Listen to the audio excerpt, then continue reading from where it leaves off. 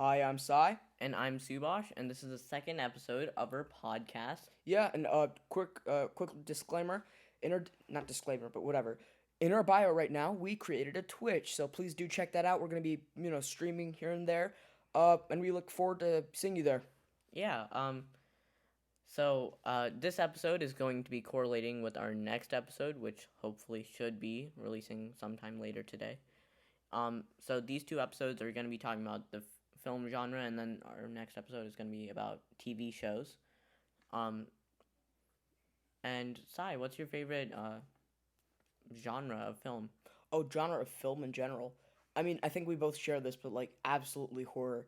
Just like the the feeling that you feel like when you watch a good horror movie, you want to be really invested in the plot, and it takes a lot for a writer to actually get you invested in their protagonist. Yeah. Like if you read a lot of good books like Ayn Rand, we actually care about No, like no, Eddie Willers. stop spoiling. No spoilers. We care about that metal worker guy. Yes. Um, So yeah, I also like the horror genre. Um, in terms of other things relating to film, favorite director, do you have one? Oh, honestly, no. Jordan Peele. I loved his comedy. Like I watched his comedy like since 2012. I loved his Key and Peele skits. They were Mm-hmm. pretty damn funny. I also really liked and like the fact that he's making such great fresh movies nowadays, like Mm-hmm. Get Out. Yeah, You know, uh, us. Us. Yeah, Yeah, he's making such great films, and that's really fresh and everything that we see in uh, today's environment for horror. It's yeah. really great. So my favorite director is Steven Spielberg. He isn't focused in the horror genre, um, but he has made a couple horror movies. A topic that some people actually find controversial. I think that Jaws is a horror movie. People think that it isn't, but I think it is. Horror movie, define horror. I feel like I mean, there are different characteristics to what defines horror, but I think Jaws is a horror movie. Jaws is a great movie. I think it fits a lot more in action because we know the main So, villain. We know where yeah. they are. They're in the water. Oh, by the way, the inspiration for Jaws, the I think tiger shark. No. Yeah, the tiger shark in Jersey Bay or something. Mm-hmm. We're actually pretty close to that spot. Not too close though, so don't get any ideas. Yes. Fuels. Um. anyway, what do you like about Steven Spielberg Uh, specifically? I mean, I grew up watching the Jurassic Park. Not grew up watching them. Like I'm not that old, but Dude, you're like 14. yes. Uh, but I liked my favorite movies of all times are Jurassic Park and Jaws, uh, and then a couple others. But those two were directed by Steven Spielberg, and I just feel like he has a great mind for how directing should be and how he envisions a project that he like wants to work on, and he has like creative freedom. Mm-hmm. Like any movies that he has creative freedom with, I think are great movies. Honestly, like a lot of these like nowadays, it's very hard to find a real movie. Like, let me take an example. When so many things are outsourced to China and like pandering to the Chinese Communist government, Mm-hmm. filthy commies, but whatever, they're pandering to the government. Like for example, Marvel. That lady that trained Doctor Strange, she used to be Tibet, but China didn't recognize Tibet, so Mm-hmm. they changed where she lived, and that's just plain pandering to China, and it's really disgusting. And to find someone that has so much creative talent Mm-hmm. and so much freedom to express himself, that's pretty rare nowadays. Yeah. Yeah. So that was just our little rant about directors that we like. The actual episode is going to be like the evolution of film, the science behind filmmaking, things like that. Yeah. So like one thing that I found really weird was how come is it that like the actual TV is actually pretty old, and they didn't have any flat screens like we have now. They had like some big bulky TVs Like that what they called a flat screen. I actually had one of these. It's like a 2002 TV, like I have one in my grandma's house in India. like a 50 inch, not like long, but like Why thick, like thick? Yeah. 50-inch thick TV. Like I swear, Lizzo has nothing on the Mitsubishis, bro. Not Mitsubishis, like the RCA 630s. Yeah. So They were sold in like 19. Dude, just the evolution from like the advancements from where like TVs or film, just either how they advanced to how they are now. Like, Like a great example of this, sorry to cut you yeah, off, it's but fine. a great example of this is comparing the original King Kong movie from 1933 to whatever the most recent one is. It shows like major advancements in CGI and stop motion. I mean, obviously stop motion would be the Mhm. original, and then now we have CGI, which is found in I more prefer recent movies. practical effects like in Cabin in the Woods, and like puppets are way more like better. Yeah. But CGI is efficient, and when it's done right, it can be done very good. Like, I don't like a lot of I'm not sorry, not Jaws. I don't like a lot of Saw movies Mm-hmm. because the CG uses of like it I would really just prefer practical effects with real looking blood. Yeah. I mean, when CG is done right, people don't realize it. As soon as it's done bad, people are like, "Oh my gosh, I hate Yeah, CGI." it's a lot easier to see the bad takes of CG than the good takes of CG, man. Yeah. Um. And yeah. So CGI, stop motion, major advancements. Yeah, major advancements. Also, like today, we were going with like TVs. Uh, to like right now, there are currently TVs on the market that are like I saw this on Daily Dose, like clear TVs Mm-hmm. with like images projected on them, and like it's really accurate and everything, and it's so mind boggling that we came this lengths from like the 630s in the 40s, Mm-hmm. the 630s in the 1940s to like flat screens, Samsungs, everything today. It's Yeah. really remarkable. Yeah. It really is. So the New York Film Academy has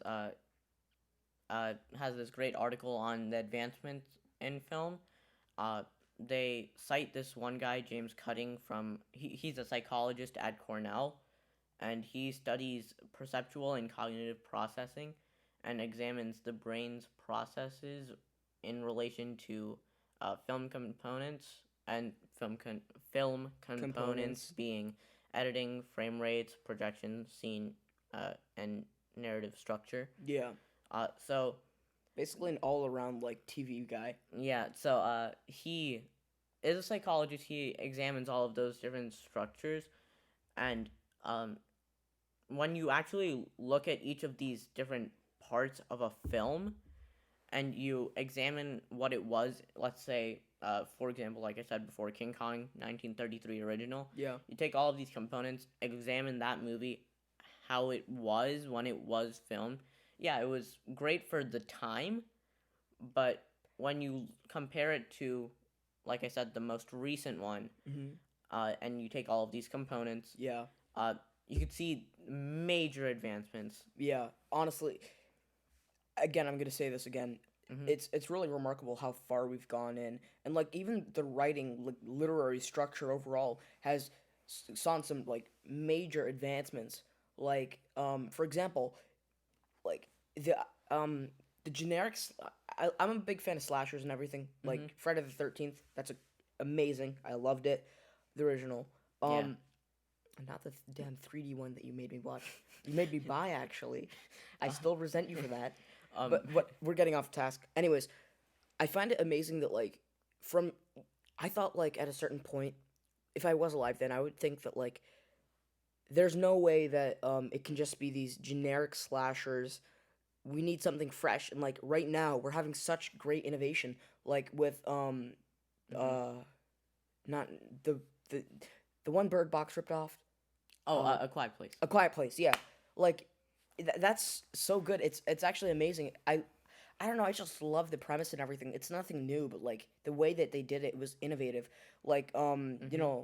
Us. That was pretty amazing. I loved how Yeah, they those movies actually bring included Hands something new Across to the America. yeah, and they bring something new to the table. Also the symbolism. The symbolism is actually Yeah. pretty amazing. It's just subtle, so like it's just subtle that you need to look for it, but Mm-hmm. you don't need to be like one of those FNAF sleuths. It's noticeable to the everyday person, but like the way that Mr. Peel does it, it's pretty amazing. Yeah. So going back to advancements, if you are to look at two different movies, I'm just gonna keep referring back to King Kong. So if you were to look at the two different movies, you can see that the average shot in each movie. Uh, the newer ones are shorter. That's one of the advancements. We have shorter shots now. In the 1930s, the average shot was 12 seconds long. Bro, Halloween 2018 is just about to smash on your career. Bro, didn't they had like Yeah, they had like a I mean, obviously, there's that 3 minute one. continuous shot. Yeah, they have a continuous shots, but But yeah, on you're saying average, overall. the shots now, uh, they're 2.5 seconds long, completely different. Yeah. So just shorter shots. I mean, they've been made shorter so that they could help with the audience's attention spans, because as Yeah. time goes on, attention spans get shorter. Yeah, that's also reflected in like I'm not gonna talk about music in this episode, but like in music right now we have like 2 minute, 1 minute, 30 seconds like rap music and Yeah. everything. If we look at like the older stuff like Wu-Tang Clan or like Tupac, Hail Mary, and or like 70s like Don't Fear the Reaper. That's like a 4 or 5 minute song, Yeah. and And like it's a testament on how like attention spans decrease. and people say that they reduced the. I mean, obviously they reduced the time of the average shot to 2.5 seconds to help with the attention span, but some say that because the shots are shorter, it helps the audience refocus to what's happening on the screen. Yeah, I honestly think that like continuous shots, while they're great, they can really portray cinematic prowess and everything. Like you can actually get some really great shots with like continuous shots. Yeah, but If you have a quick switch, if you could switch to more important things, if you could switch more rapidly, you can really gather the attention of your the audience yeah. better. But the thing is, if you have too many short shots, then there's too much focusing needed for the film. So you obviously want the equilibrium between short shots and long shots. Yeah, it needs to be in balance, really. Yeah, if you have too many short shots, like I said, it's too much focusing for the audience. But if you have too many long shots, It runs on. yeah, it runs on and it makes the audience's mind wander from what's actually happening in the movie. Oh yeah, absolutely. I forget, but I was watching this one movie, and I forget like a long shot Mhm. can just that runs on more than anything. If it doesn't portray something Like, pretty if it important, isn't efficient in what it's trying to do, it just makes the audience minds wander. yeah. Another advancement that has been made between older films and now is more motion. Like, Yeah. there's more activity in what's happening. If you look at, like, I mean, this is gonna be a really bad example, but like the newest Fast and Furious movies, they're not about cars anymore. They're like superhero movies now. You stab me in the back. You stab me in the back. You say, "Hey, Sai, you see this knife? I stab you in the back." Yes. Dude, you know I hate the new fat. Whatever. No, but they're Carry on, heathen. although they are like bad, they're like superhero movies now, but they're Featuring fire-breathing cars. yeah, but they have more motion, which if you don't want to use shorter shots, that's another way to keep the audience's attention. Yeah, like the amount of like action goes on like any Marvel movie besides when they're pandering to China. Yeah. Any Marvel movie, the amount of action scenes like Endgame, they had a huge battle scene in the end with like Yeah. everyone. And everyone was able to, even though some of those shots were longer, Yeah. people were able to keep focus because of how much action was happening. Yeah, it wasn't like just one-offs with like each character individually battling. Like there were full-on battle scenes where like a bunch of people at once were battling Thanos, and I thought that was amazing. Even in Infinity Wars, Avengers, not Endgame, the one before that. I'm really bad with names. Before Endgame was Infinity War. Infinity War. Yeah. Yeah. At the end scene where like Thanos was like, "You should have gone for the head" to Thor. Yeah. Like that was multiple people battling against Thanos. That was so much action, and honestly, just the way that the equipment is Yeah. able to move and everything, it's really amazing. Cause like I've seen like the behind the scenes. Have you noticed how like when they're shooting even like commercials and stuff, they have like the rails and they slide the camera along and like Right, to yeah. get all these great new angles. Yeah. And it's really shown through film too. It's amazing. Yeah. Going back to more motion, your body actually has a psychological response to motion in any certain shot. Mm-hmm. Um, and filmmakers carefully and intentionally craft the motion to match the dramatic intensity of a scene. Yeah, I've noticed. Yeah, And more motion obviously causes your adrenaline to pump faster, and that's really helped with like music, but not mhm, like the not like back in the 50s, 60s, 70s where like it's really over dramatic, but that again that's kind of charming. But da that's Among Us, but whatever. When they have like the really dramatic music, it's kind of corny.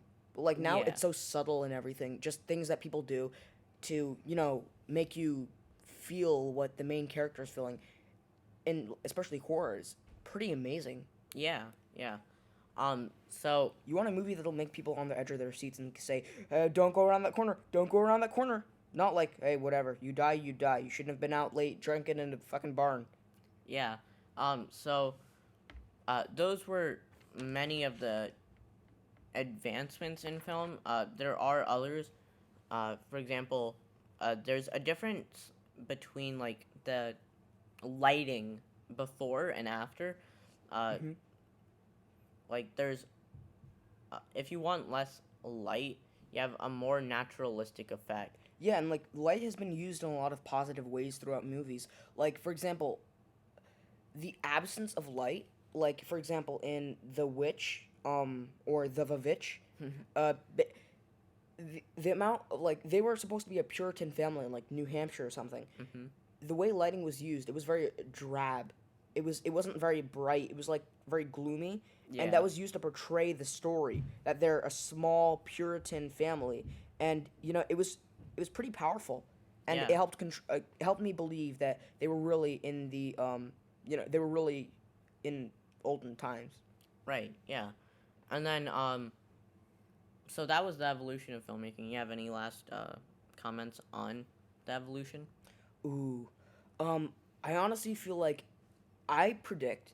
Let's end this with predictions. Honestly, I predict in the next 50 years we will see that cinematics, if it's kept good, if Mm-hmm. it's just about telling the story, Yeah, and not about like things outside of the story like politics or something, whatever, Hollywood. But I feel like we'll be able to portray such a better story than we ever will. We'll able to show new things to the horror watch, like the actual horror viewer, or like any viewer at all. Like I fanboying over Jordan Peele and everything, but like we've seen so many new advancements compared to like just the '90s, mm-hmm. like all new themes and everything. Cabin in the Woods, that was so groundbreaking. Even though that's like from what, 5, 6, 7 years ago. Yeah. I mean, It's older, but then again, not too old. yeah, um, Again, it's yeah, pretty amazing, like how far we're going, and I think that from here we can only go up. right, yeah. So that was our little evolution segment. I'm gonna go a little bit in depth about the science behind filmmaking. This is there's a interview from a Harvard graduate named Valerie Weiss. Ew, Okay. Harvard's racist.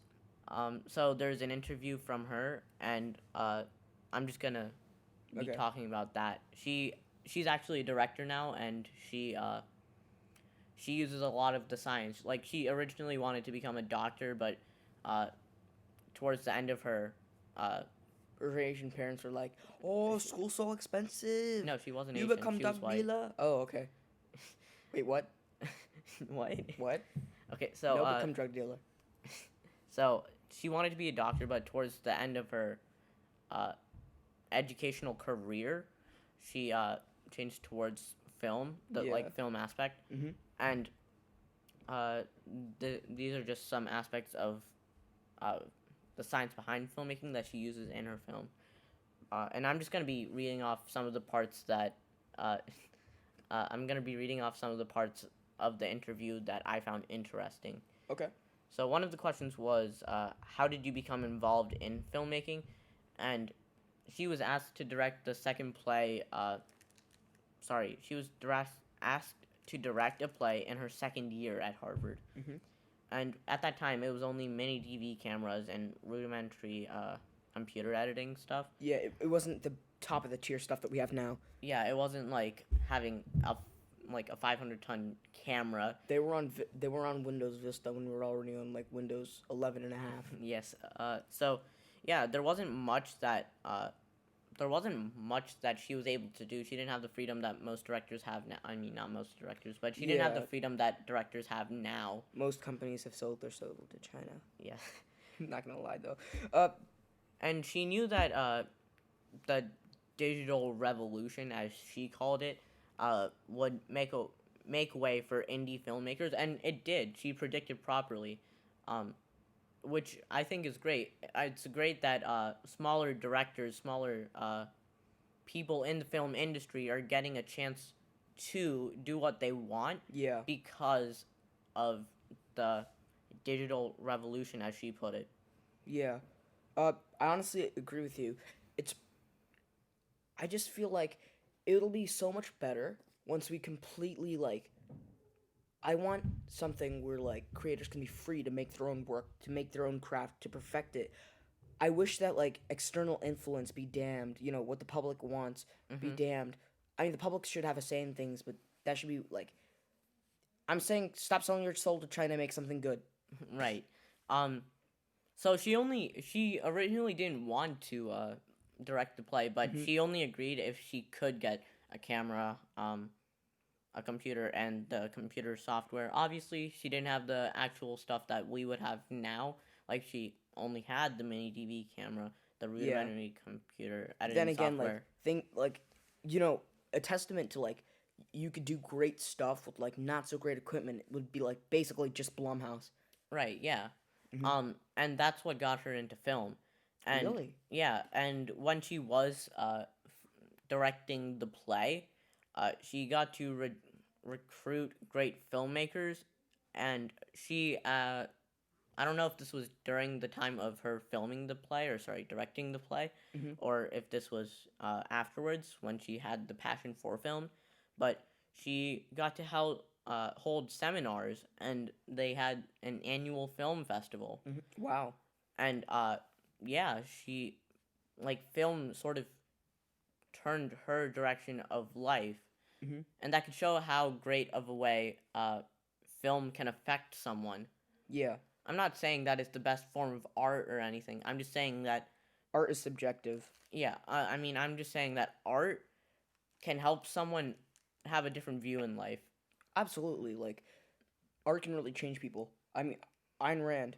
I'm more conservative. I'm not a huge fan of her, but still, great work. She was inspired earlier by like, great people like Aristotle. That was about it though. She worked on movie sets and everything that completely changed her life. Now she made her magnum opus, Atlas Shrugged, to influence thousands of and millions of people's lives, from politicians to college students, from teachers. Yeah. Art can really influence the way someone lives. Yeah. So With that marks our end. yeah. Like Sai said in the beginning, we have a Twitch. Check it out. It will be in our description, and it will be in our about section of our YouTube channel. We will be streaming every now and then. And hopefully you see our next episode, which is coming out later today. It's going to be about TV shows. Yeah, so we really hope you enjoyed. Like, share, subscribe, go to our Twitch. Commenting is good. Commenting is good. Dislike if you want. It still boosts our productivity rates. So yeah, please let us know any criticism. Yeah, with that, this is Sai. And I'm Subhash. Goodbye, guys.